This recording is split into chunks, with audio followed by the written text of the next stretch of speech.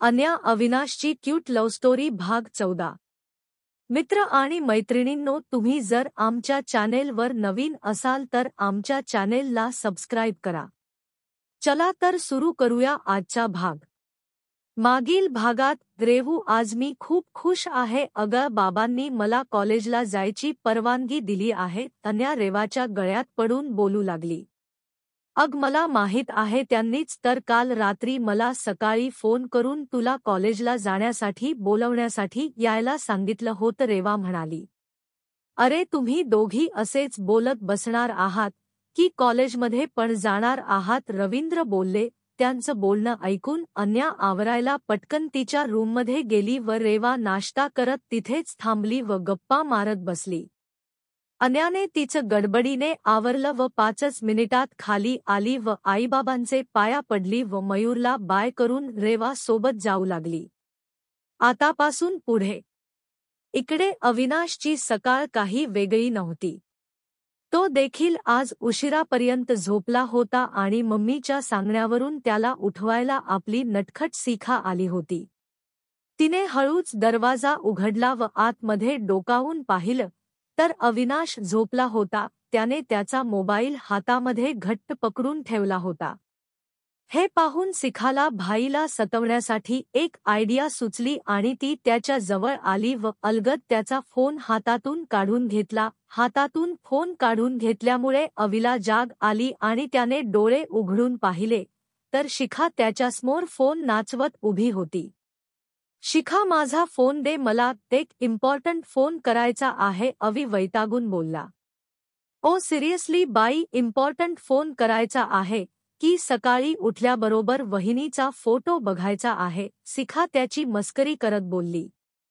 माझा फोन दे, अवि बेडवरून उठ बोलला। शिखाने त्याला येताना पाहिलं व ती तिथून पळ काढत होतीच की कोणाला तरी धडकली आणि तिच्या हातातून फोन निसटला। तो फोन खाली पडणार तेवढ्यात समोरच्या व्यक्तीने तो फोन अलगद पकडला आणि त्यामध्ये पाहू लागला, किती छान दिसत आहे ही मुलगी, सो प्रिटी। ती व्यक्ती अन्याचा फोटो पाहून बोलली खरी, पण ती आतमध्ये धूसपुस्त होती। समीरा, माझा फोन इकडे दे, अवि त्या मुली जवळ आला आणि त्याने तिचे हातातून जवळजवळ फोन हिसकावून घेतला। अरे, मी काय तुझा फोन खाणार नव्हते, एवढ्या जोराने हिसकावून घेतला तो। आणि बाय द वे, ती मुलगी कोण? समीरा अवीकडे बारीक डोळे करून बघत बोलली। This is none of your business. एवढे बोलून अवी रागाने वॉशरूममध्ये अंघोळ करण्यासाठी गेला। तसा या दोघी अवी गेल्या त्या दिशेला पाहू लागल्या। तुम्हा दोघांचं काही खटकलं आहे का? शिखा समीराला रोखून पाहत बोलली। हो, मी त्याला म्हणत होती की मी आणि नितीन दोघेही पडून जाऊन लग्न करतो, उगाच आम्हा दोघांमुळे तुला प्रॉब्लेम नको। पण हा बोलतो की थोडे दिवस थांबा, मी सगळं काही ठीक करतो। तर ते माझे बाबा माझ्या मागे लागले आहेत की तू अवी सोबत बोल आणि तुम्ही दोघे जेव्हा म्हणाल तेव्हा लग्न करू। पण एटलिस्ट तुम्हा दोघांचे एंगेजमेंट तरी करून घेऊ, म्हणून समीरा थोडी नाराज होऊन बोलली। पण समीरा भाई बोलला आहे ना की तो सगळं काही ठीक करेल, मग तू एवढी का घाबरतेस? शिखा समीराला बोलली। पण ते बाबा माझ्या पाठी लागले आहेत म्हणून मी त्याला बोलले, समीरा वैतागून बोलली। मी भाईला या विषयावर अंकल सोबत बोलायला सांगते, तोपर्यंत तू भाईसोबत वाद घालू नकोस। आता कुठे तो थोडा खुश आहे, नाहीतर जेव्हापासून तू त्याला तुझ्या व नितीनचे रिलेशनशिप बद्दल सांगितलं आहेस तेव्हापासून तो खूप टेन्शनमध्ये होता। पण त्याच्या आयुष्यात अन्याच्या येण्याने तो थोडा खुश आहे। तेव्हा प्लीज तू त्याच्याशी या विषयावर वाद घालत बसू नकोस, शिखा अवीच्या काळजीने बोलली। शिखा, मी तुझी काळजी समजू शकते। मी खरंच सांगते, आजपासून त्याच्याशी मी या विषयावर वाद घालणार नाही। पण तू मला एक सांग, ही अन्या कोण आहे? तिची अवी सोबत कशी काय ओळख? समीरा बोलली। अगं, काल भाईचा तिच्या कॉलेजमध्ये लेक्चर होतं, तिथेच त्याला अन्या भेटली आणि त्याला पहिल्या नजरेतच ती आवडली। शिखाने तिला अन्याबद्दल सगळं काही सांगितलं। शिखा, तुला वाटत नाही हे खूप विचित्र आहे? अवीला आधी मिडल क्लास मुलगी एका नजरेत आवडली. समीरा तिरकस हस्त बोलली. You have any problem? Washroom मधून बाहेर आलेला अवी समीराला बोलला. No nothing. समीरा त्याच्याकडे एकसारखा पाहत बोलली. नुकताच अंघोळ करून आलेला अवी खूप सुंदर आणि अट्रॅक्टिव्ह दिसत होता. ती आता मनामध्ये नितीन व अवीमध्ये कंपेअर करू लागली होती. कारण तेव्हा तिच्या बाबांनी अवी व तिच्या लग्नाची अनाउन्समेंट केली होती, तेव्हा तिचं व नितीनचं किरकोळ कारणावरून भांडण झालं होतं आणि तेव्हा ते दोघे थोडे दिवस एकमेकांसोबत बोलत नव्हते. म्हणून त्याला जळवण्यासाठी समीरने अवीसोबत लग्नाला तयार असल्याचा नाटक केलं होतं. पण त्यानंतर लगेचच त्या दोघांच्या सगळे सुरळीत चालू झालं आणि तिला तिच्या निर्णयावर पश्चाताप होऊ लागला होता. तिने ही गोष्ट नितीनला सांगितली होती आणि अवीला यामधलं काहीच कळता कामा नये असंही बजावून सांगितलं होतं.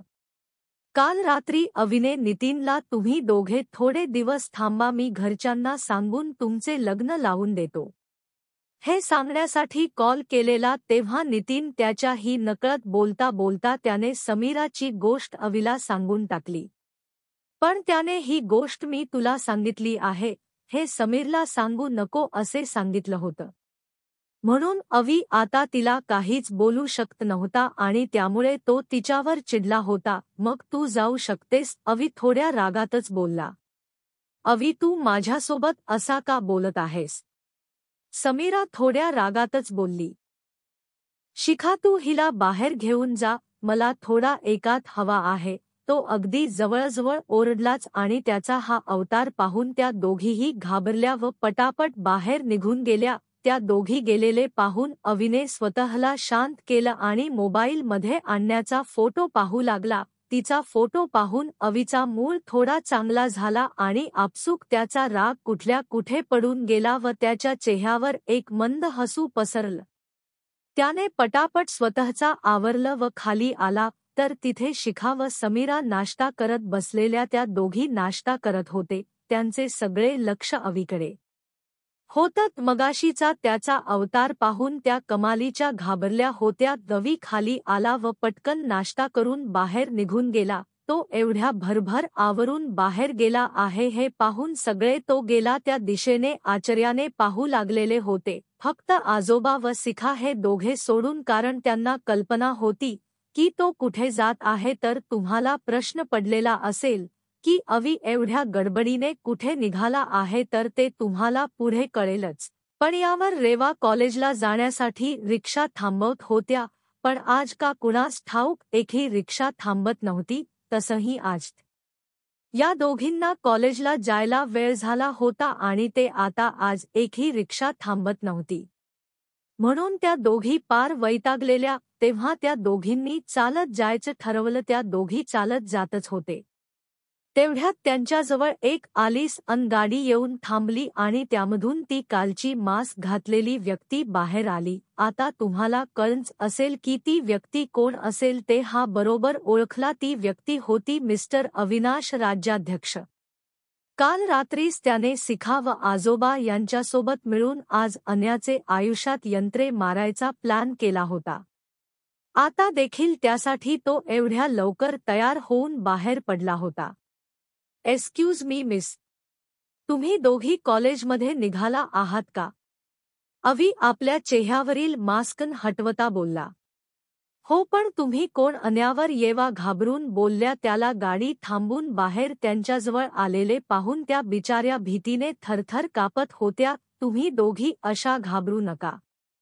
मी काल ज्याला तुम्ही तुमच्या रिक्षामध्ये लिफ्ट दिली होती ना, तो मीच. कविता दोघींना घाबरलेले पाहून बोलला. अन्या, बहुतेक हा आज आपल्याला किडनप करणार आहे. बघ ना, आज पूर्ण तयारीनिशी आला आहे. रेवा त्याच्या गाडीकडे बघून अन्याच्या कानात भुजबुजली. खरी, पण हे अवीला स्पष्टपणे ऐकू गेले. तुमचा काहीतरी गैरसमज होत आहे. मी एक बिझनेसमॅन आहे आणि काल मला एका ठिकाणी अर्जंट पोहोचायचे होते, पण माझी गाडी बंद पडली. माझ्या ड्रायव्हर काकांनी रिक्षा थांबवायचा खूप प्रयत्न केला, तरी एकही रिक्षा थांबत नव्हती. पण तुम्ही माझ्यासोबत रिक्षा शेअर केली आणि शिवाय माझं बिल सुद्धा पे केलं. त्याशिवाय तुमच्याकडे मी वेळेत त्या ठिकाणी पोचलो आणि आजही मला तिथेच जायचं होतं म्हणून मी जात होतो. तर तुम्ही दोघी मला रस्त्यात दिसला तुम्हाला लिफ्ट द्यावी. म्हणूनच मी गाडी थांबवली बस एवढंच. याशिवाय माझ्या मनात दुसरं काहीच नाही. अवी त्या दोघींकडे पाहत बोलला. सॉरी पण ते तुम्ही अचानक गाडी थांबवली व आम्ही घाबरलो आणि त्यात तुम्ही असे मास्क लावून आहात. अन्या बोलली व तिचे ते क्यूट एक्सप्रेशन पाहून अवी तिच्याकडे बघतच राहिला. ती पुढे काहीतरी बोलत होती पण तो भानावर कुठे होता. तो एकटक तिलाच बघत होता. तेवढ्यात हॉर्नचा आवाज आला आणि तो भानावर आला. सर तुमचे लक्ष कुठे आहे? मी तुम्हाला काहीतरी विचारत आहे अन्या बोलली. मी ऐकलं नाही तुम्ही काय म्हणत होता. अवी बोलला. सर ते तुम्ही असं मास्क लावून का असता? म्हणजे काल पण तुम्ही चेहऱ्यावर मास्क लावून होता आणि आता सुद्धा म्हणून विचारलं अन्या बोलली. हो. ते काय आहे ना मी माझ्या मनाला एक पण केला आहे की जोपर्यंत माझ्या मनातील इच्छा पूर्ण होणार नाही तोपर्यंत मी कुणालाही माझा चेहरा दाखवणार नाही. अवी थोडा अडखळत बोलला. त्यावेळी त्याला काही सुचत नव्हते त्यामुळे त्याने सुचेल तसं सांगितलं. म्हणजे तुम्ही घरी सुद्धा असेच असतात मग जेवता कसे काय? रेवा दात दाखवत बोलली. रेवा थोडा गप्प बस. कुठे काय बोलावं? तुला काही समजत नाही. असेल त्यांचा विश्वास या गोष्टीवर मग काय तू त्यांची खिल्ली उडवणार? अन्या रेवाला ओरडली. सॉरी हम सर ते मला सवय आहे मस्करी करायची. तुम्ही मनाला लावून घेऊ नका. रेवा बोलली. It's okay. मी मनाला लावून घेत नाही. सो चला मी तुम्हाला ड्रॉप करतो. तसेही तुम्हाला लेट होत असेल आणि मलाही लेट होतोय. अवी घड्याळात पाहत बोलला. त्याचं बोलणं ऐकून त्या दोघींनी एकमेकींकडे पाहिलं व काहीतरी विचार केला व पटकन गाडीत जाऊन बसल्या. त्यावर अवी हसला आणि पुढच्या सीटवर ड्रायव्हर शेजारी जाऊन बसला.